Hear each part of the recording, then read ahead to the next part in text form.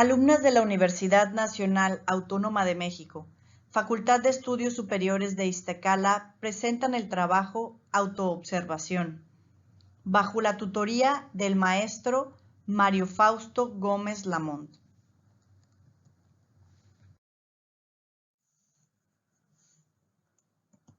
Autoinformes.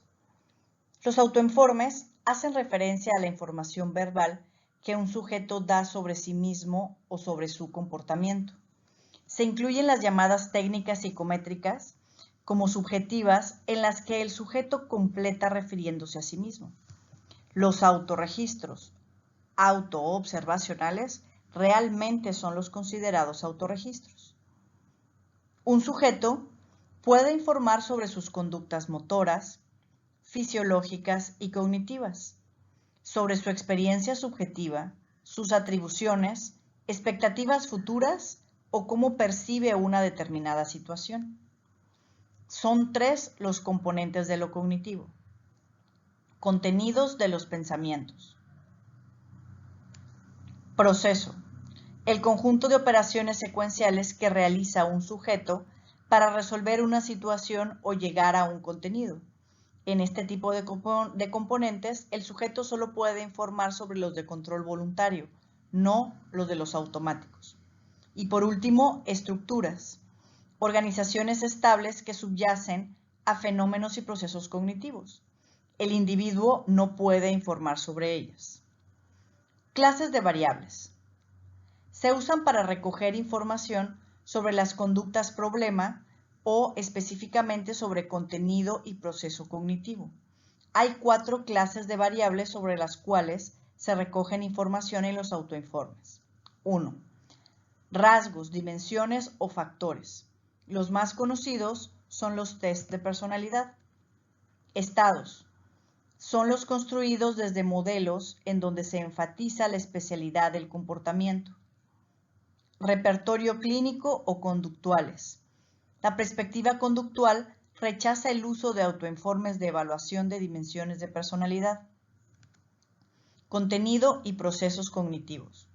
Se desarrollan desde el modelo cognitivo-social del aprendizaje y desde el enfoque cognitivo-conductual. Estos pueden tener un papel mediador en la conducta manifiesta o componente motor y en las respuestas automáticas o componente fisiológico, y debido a esto es importante su evaluación y medida. Se habla de 3 repertorios de conductas cognitivas. Creencias y atribuciones ligadas a la percepción que el sujeto tiene de su ambiente, automensajes o autoinstrucciones, que se usan para resolver distintas tareas relacionadas con lo que se piensa o lo que se dice del sujeto en algunas situaciones. Y por último, expectativas o repertorios relacionados con las consecuencias del comportamiento y con el funcionamiento motivacional.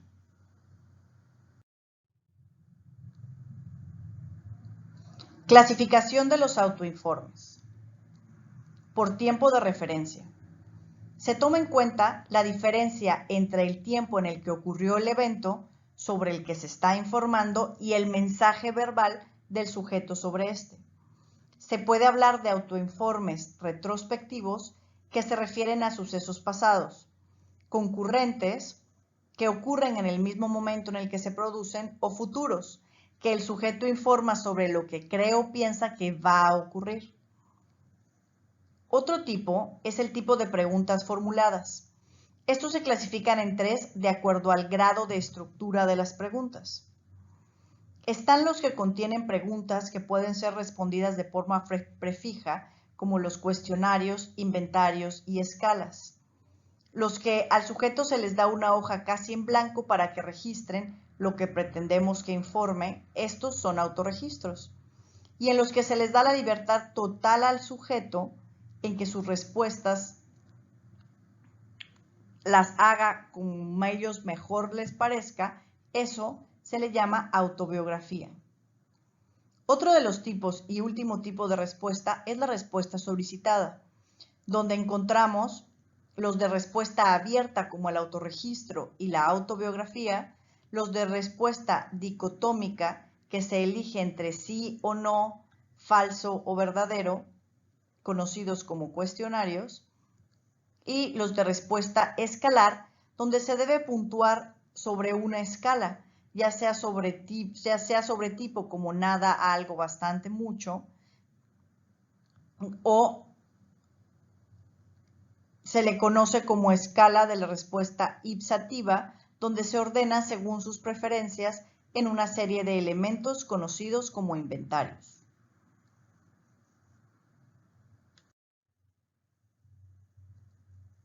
Instrumentos de autoinforme.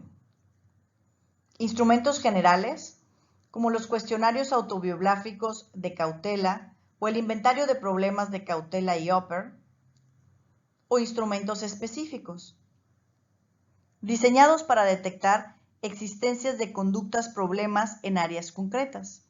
Como ejemplos tenemos el inventario de tumores de Wolpe y Lang, la escala de temor evaluativa negativa de Watson y Friend, el inventario de asertividad de Gamble y Richel, el inventario de dispersión de Beck o las escalas de creencia de Malov y Scottle. La fiabilidad, validez y utilidad de los autoinformes depende de la variable evaluada, el tipo de pregunta y el tipo de respuesta. Por ello es difícil hablar de exactitud, fiabilidad, validez y utilidad de autoinformes en términos de globalidad. Los estudios de fiabilidad suelen limitarse a la comprobación de la estabilidad temporal y la consistencia interna. La validez de contenido se determina normalmente de manera subjetiva o cualitativa, en vez de un modo objetivo o cuantitativo. Validez. La validez se refiere al grado en el que el instrumento realmente mide la variable que pretendemos medir. A mayor respuestas, mayor validez y mayor confiabilidad. La finalidad es garantizar que el formulario o cuestionario constituya una muestra adecuada y representativa del contenido que se va a evaluar. Los tipos de validez son: validez de constructo. Es el atributo para explicar el fenómeno complejo en atención a las variables. Validez de criterio. Es la denominada validez concurrente, que se debe correlacionar su medición con el criterio. Contenido. Representada por el grado en el que una prueba representa el universo del estudio. Utilidad de los autoinformes. Una autoobservación es la que realiza el sujeto de su propia conducta. Se considera una técnica que permite adquirir información precisa, confiable, rápida, válida y económica de una persona. Permite adquirir información de diferentes aspectos y en específico de las variables que se le desea evaluar. Fuente de errores de los autoinformes. Simulación. Es el deseo deliberado por parte de un sujeto de falsear sus respuestas. Para su eliminación se hacen dos propuestas: apelar a la cooperación y honestidad de los sujetos y construir un autoinforme o subescalas para detectar las mentiras. Otra fuente de error es la deseabilidad social, la cual consiste en responder el autoinforme intentando dar una imagen socialmente aceptable de uno mismo, aunque no siempre se haga de manera consciente. Y por último, las tendencias de respuestas. El asentimiento, por ejemplo, consiste en la tendencia de un sujeto a responder afirmativamente a las preguntas formuladas. Los errores escalares, que tienden a ser de dos tipos: de tendencia central o preferida, que es cuando un sujeto tiende a responder con las alternativas del medio, o la severidad, la tendencia a responder en los extremos de las escalas. Áreas de aplicación. En cuanto a las áreas de aplicación de los autoinformes, se sabe que estos van dirigidos a la práctica clínica de la psicología, siendo utilizados como instrumentos para identificar conductas específicas, proporcionando información sobre la frecuencia, intensidad, duración y magnitud de las mismas. Del mismo modo, son utilizados para diseñar programas de intervención, para la evaluación de tratamientos y para la investigación psicológica. Recomendaciones para el empleo de autoinformes en la evaluación. Para aumentar la fiabilidad de los datos obtenidos en los autoinformes, se sugiere que al utilizarlos se contemplen 6 puntos. Punto número 1. Que los autoinformes no sean la única fuente de recogida de información de datos. Que tengan estabilidad temporal y consistencia interna aprobada. Que cuenten con una adecuada validez de contenido. Así también que cuenten con una adecuada validez de criterio. Que utilicen cuestionarios con normas establecidas para la población de interés y además de utilizar puntuaciones totales, se hace necesario hacer el uso de puntuaciones en subescalas. Metodología. El instrumento seleccionado fue un diario conductual de autorregistro sobre el uso de groserías.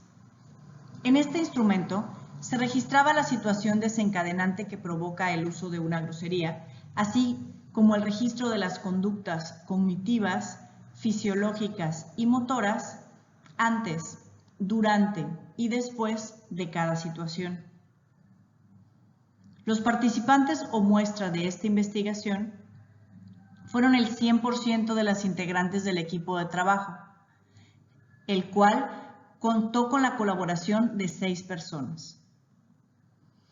Se compartió a los participantes vía electrónica el instrumento mediante la plataforma de formulario en Google Forms para registrar diariamente las conductas relacionadas al uso de malas palabras o groserías. El nivel de la investigación es descriptivo, ya que buscamos mencionar las características y/o dimensiones de la variable decir malas palabras. El diseño de la investigación es no experimental, ya que no se manipulará intencionalmente la variable decir malas palabras. La investigación es longitudinal, porque el instrumento diseñado se aplicará durante 7 días.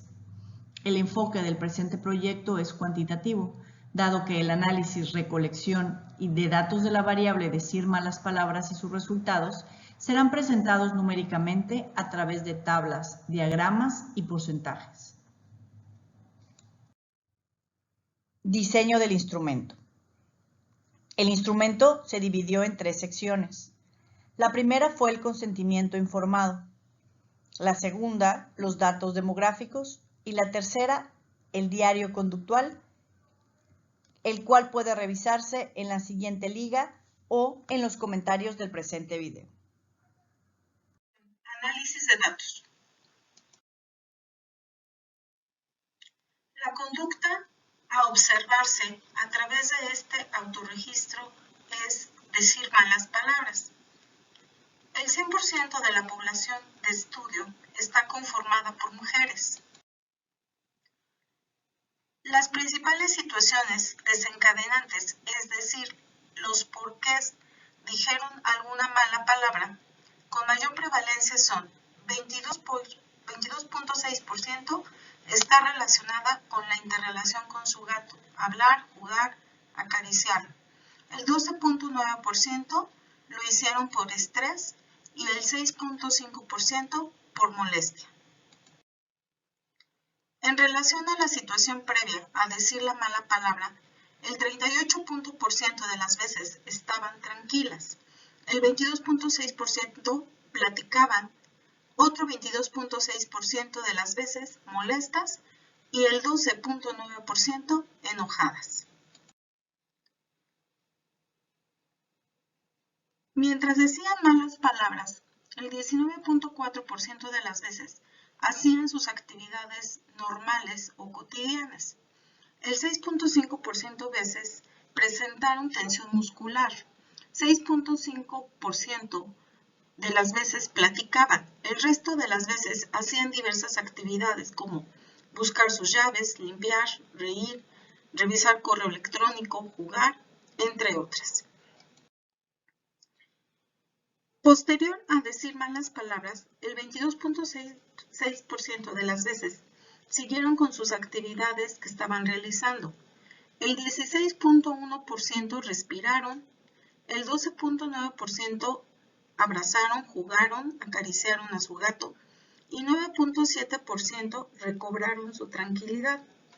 Algunas con mayor porcentaje del 3.2% continuaron con su plática, continuaron con las actividades y jugaron con sus mascotas, se rascaron la cabeza, pidieron disculpa por la mala palabra, se quedaron calladas, rieron y continuaron platicando, se lavaron las manos, estuvieron calmadas. Antes de decir malas palabras, el 21.2% de las veces sentían enfado, el 7.7% emoción, 5.8% molestia, otro 5.8% de las veces alegría, confianza, confusión, diversión y satisfacción de manera principal, 3.8% asombro, calma, incomodidad, interés, frustración, fastidio, y el menor porcentaje de las veces, 1.9%, ansiedad, dolor, simpatía, sorpresa, calor, amor y en otras tantas, nada.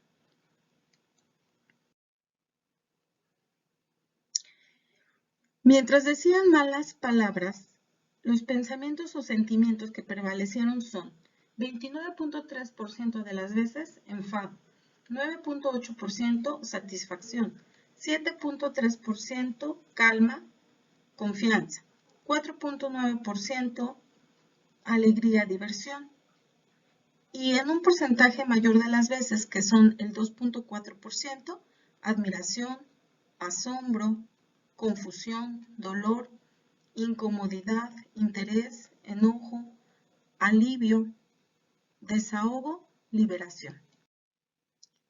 Después de decir malas palabras, los pensamientos o sentimientos que se originaron principalmente son 17.9% de las veces enfado, 15.4% calma, 10.3% satisfacción, 7.7% diversión, tranquilidad, alivio y 5.1% alegría.